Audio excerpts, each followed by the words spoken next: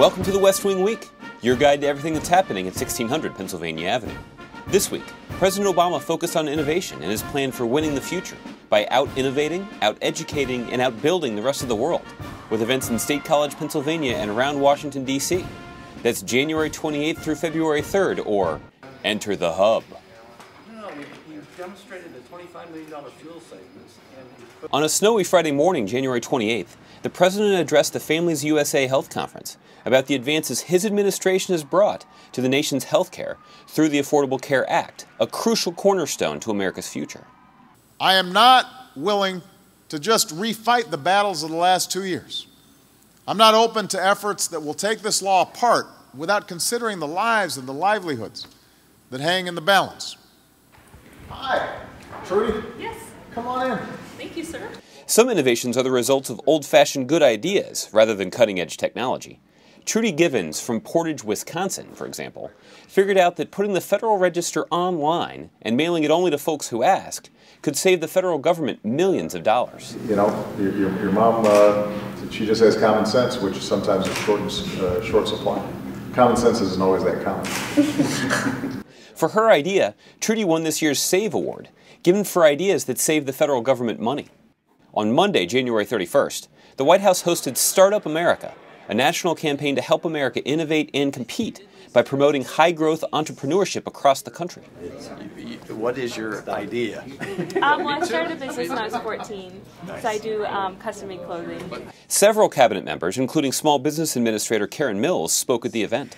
As part of Startup America, we're going to roll out an initiative to hear directly from entrepreneurs about how we continue to build this more supportive environment and help them turn innovation into jobs. Meanwhile, upstairs, on the 4th floor of the EEOB, the first ever White House Women's Online Summit was in full swing.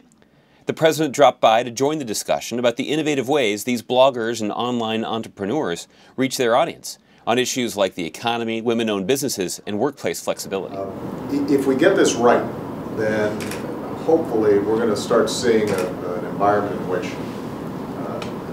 what it means to participate and engage in policy making and rules and ideas becomes just more open to more people, and it makes our democracy work stronger. And so we're really keen on that. On Tuesday, February 1st, President Obama convened his cabinet to discuss the breaking situation in Egypt, the massive upcoming winter storm that would impact more than 24 states, and the initiatives to out-innovate and out-compete the world that the President rolled out in the State of the Union address. A short time later in the Roosevelt Room, the President met with the CEOs of several tech companies that make up the Tech CEO Council. The members of the council asked for a meeting with the President to discuss ways to work together to grow the economy and make America more competitive by investing in the creativity and imagination of the American people. Where do you think we can make the most difference? Areas of opportunity, challenges that you're concerned about? Later that evening, the President made his second statement of the week on events unfolding in Egypt, which he had been monitoring very closely. After his speech tonight, I spoke directly to President Mubarak. He recognizes that the status quo is not sustainable and that a change must take place. Indeed, all of us who are privileged to serve in positions of political power do so at the will of our people.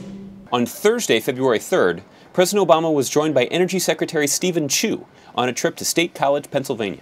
I had to come by and say hi to you. How are you? What's your name?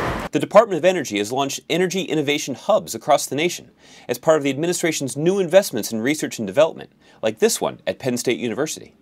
And what is the economic business model? That's a research area in itself in the building industry. And what are the public policy models that need to be addressed all at the same time to make this work as a system for the American people? The two saw energy-efficient building solutions at the Penn State Labs, which reinforced the importance of investing in innovation and clean energy to put people back to work, grow the economy, and win the future.